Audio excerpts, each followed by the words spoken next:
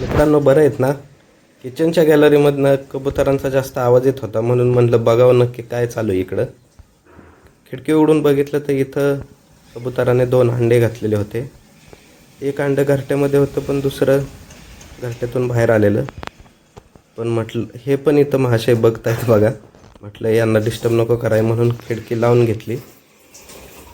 खिडकी लावत असताना हे मनी प्लांट माझ्या हातून पडलं खाली. या फांद्या कट करून मी बाटलीत लावलेल्या आहेत का तर याला नवीन मुळ्या फुटाव्यात. मग ह्याला मी परत एखाद्या दुसऱ्या कुंडीत लावू शकतो.